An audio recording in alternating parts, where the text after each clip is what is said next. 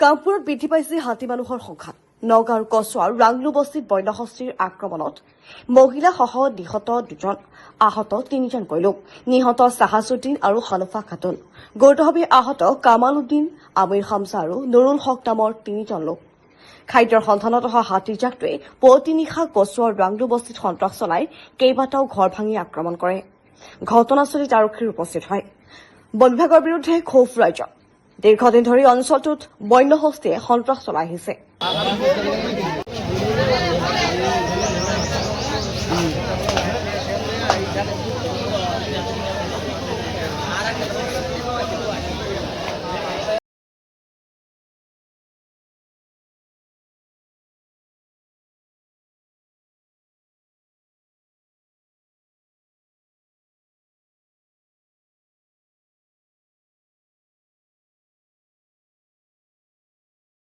Forest ইয়াত থাকি পেলাই পাব্লিকে একো কাম নকৰে।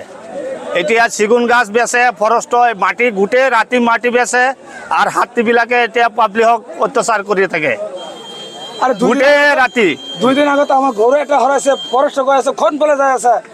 আজি গোটেই ৰাতি মাটি কাটিছে পাহাৰত। ফৰেষ্ট কি কৰে?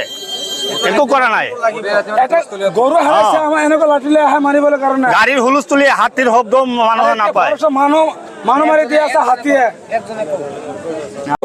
বন বিভাগত কি কম, সিহঁতে ইয়াত বহি আছে গোটেই ৰাত, দিনখন বহি থাকে। ৰাতি সিহঁতে কিবা মানুহৰ কাৰণে সুৰক্ষা দিব লাগে, ইয়াত এইটো নকৰি পেলাই সিহঁতে শুই পেলাই মদ চদ খাই পেলাই এনেকৈ শুই থাকে। ইমান ইয়াৰ পৰা আৰু 2 কিলোমিটাৰ আগফালে মানুহ এটা মাৰি পেলাই আকৌ ইয়াত আহিছে।